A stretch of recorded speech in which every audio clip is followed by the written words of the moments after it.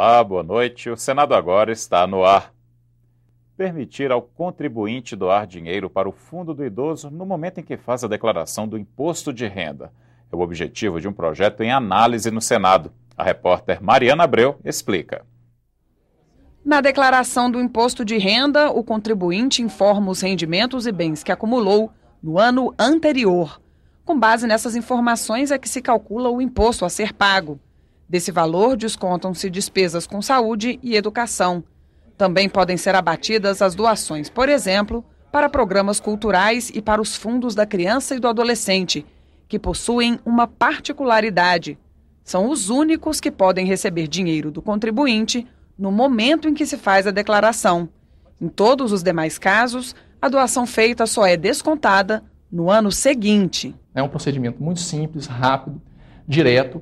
Ele fazendo essa opção, ele tem até o último dia útil do mês de abril para fazer o pagamento junto com a primeira cota, né, do imposto devido. Facilita muito para o doador, porque ele praticamente não precisa desembolsar durante o ano calendário. Ele desembolsa já na própria declaração. Ele não arca nesse momento, se tiver imposto a pagar, com nenhum centavo. Agora, esse benefício da doação direta pode ser estendido para outro grupo, os idosos. É o que estabelece um projeto de lei do Senado. Segundo o IBGE, em 2030, o número de pessoas com 60 anos ou mais terá ultrapassado o de crianças com até 14 anos de idade. É fundamental a gente entender que o país está envelhecendo rapidamente. Até 2050, 2040, nós chegamos mais idosos do que jovens no país e, consequentemente, o Fundo do Idoso vai cumprir um papel fundamental para melhorar a qualidade de vida da nossa gente, do nosso povo, principalmente na idade que ele mais precisa. Pelo projeto, para doar diretamente aos fundos do idoso, é preciso fazer a declaração completa e não simplificada, pelo computador e não por formulário. Além disso, o envio da declaração deve ser feito dentro do prazo. A doação também precisa ser em espécie e não em bens, e paga até a data de vencimento da primeira cota ou cota única. A quantia doada pode ser de até 3% do imposto de renda devido. Enquanto a proposta não vira lei, o Departamento de Promoção dos Direitos Humanos trabalha para que estados e municípios criem os fundos locais para receber a verba. Hoje, existem pouco menos de 100. Nós temos hoje aproximadamente 2.700 conselhos municipais da pessoa idosa, mas nós temos pouquíssimos fundos criados. Na verdade, não existe nem mapeamento de quantos fundos foram criados. Porque para você poder receber o recurso de uma doação para constituir um fundo, existe um processo legal a ser constituído. O município obrigatoriamente tem que aprovar um decreto de criação deste fundo. Caso seja aprovado pela Comissão de Assuntos Econômicos, esse projeto segue para análise da Câmara dos Deputados. Eleições 2014, 15 mil homens da Marinha, do Exército e da Aeronáutica vão dar apoio logístico e reforçar a segurança de 15 estados durante o segundo turno. E o número pode aumentar. É que hoje o Tribunal Regional Eleitoral do Ceará pediu a presença das forças nacionais em mais 6 cidades. 190 municípios solicitaram auxílio das forças federais ao Tribunal Superior Eleitoral. Pará, Piauí e Rio Grande do Norte são os estados com maior número de cidades que terão reforço militar no segundo turno. Outras 89 localidades vão receber apoio logístico no transporte de urnas. Faltam 3 dias para as eleições e os candidatos só têm esta noite para fazerem comícios ou reuniões com eleitores antes do segundo turno. A propaganda paga em mídia impressa e horário gratuito no rádio e na televisão terminam amanhã. A participação em debates será permitida até meia-noite desta sexta-feira.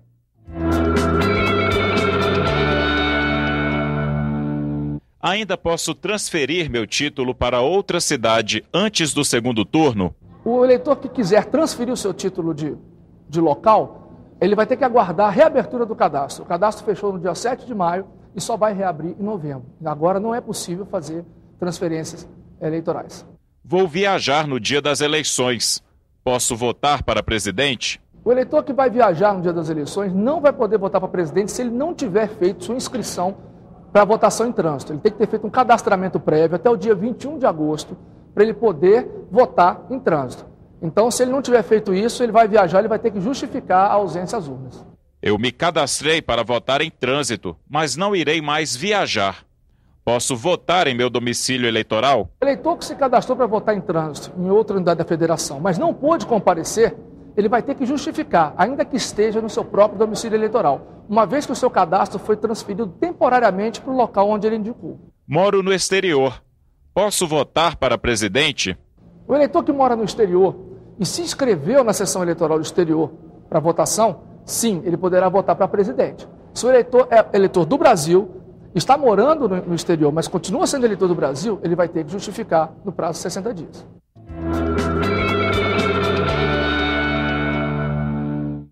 Páginas valiosas da história do Brasil e que são protegidas pelo Senado vão ser incluídas no programa Memória do Mundo. O anúncio foi feito neste mês pela Unesco, a Agência das Nações Unidas para Educação, Ciência e Cultura. A repórter Carla Benevides foi conhecer este acervo. As falas do trono contêm 73 discursos manuscritos dos imperadores Dom Pedro I, Dom Pedro II e dos regentes.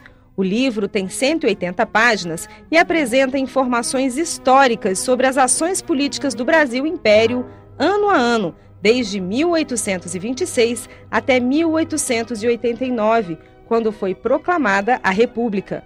Durante a monarquia, os imperadores se dirigiam aos deputados e aos senadores para falar sobre temas importantes da história política, como, por exemplo, os problemas desencadeados pela escravidão. O tráfico da escravidão cessou, e o governo está decidido a empregar todas as medidas que a boa-fé e a humanidade reclamem para evitar a continuação debaixo de qualquer forma ou pretexto que seja. Portanto, julgo de indispensável necessidade indicar-vos que é conveniente facilitar a entrada de braços úteis. Os discursos dos monarcas eram proferidos no Palácio Conde dos Arcos, no Rio de Janeiro, que na época era a sede do Poder Legislativo brasileiro. Na abertura dos trabalhos, eles falavam sobre as metas a serem cumpridas naquele ano.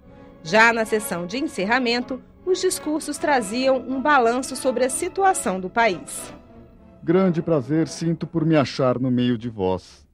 Nunca o trono imperial é tão majestoso como quando se vê rodeado dos representantes da nação.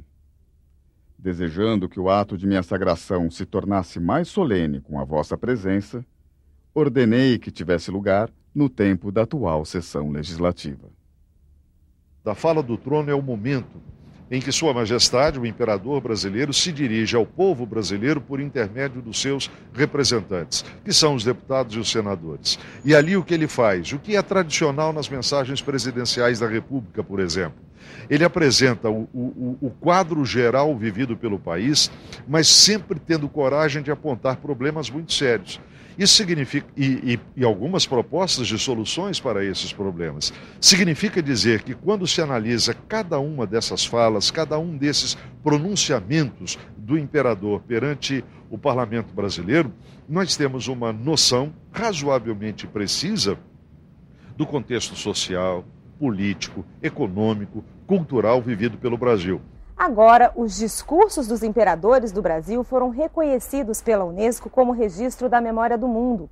Os documentos foram aprovados por um comitê de especialistas e serão incluídos no Registro Internacional de Patrimônio Documental.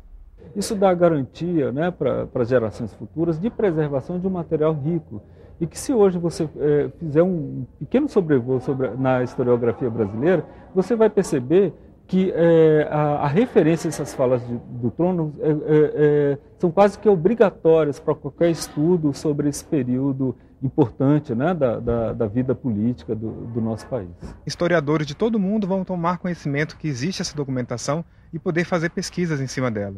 Esse reconhecimento também é importante para poder a gente conseguir recursos para poder preservar essa documentação que hoje está aqui armazenada no arquivo do Senado. O arquivo do Senado ainda guarda os originais da Lei Áurea, da Lei do Ventre Livre, dos Sexagenários e todos os projetos de lei desde 1826. Toda essa documentação é muito rica para a história do país e merecia ser tombada para preservação. Sem o trabalho desses profissionais, esse material estaria hoje bastante prejudicado em termos de integridade física, né? Então, só por meio desse tipo de profissional que é possível hoje você manter e preservar um material dessa magnitude, que hoje recebe um reconhecimento do nível de uma Unesco. Na transcrição do texto durante a reportagem foi mantida a grafia da época. Os documentos não estão disponíveis para consulta física, mas qualquer pessoa pode ter acesso ao conteúdo digitalizado. No site do Senado, você tem as informações para entrar em contato com o arquivo. Você terá outras notícias a qualquer momento em nossa programação e nesta sexta-feira, às 8h15 da manhã, no Senado em Dia. Boa noite.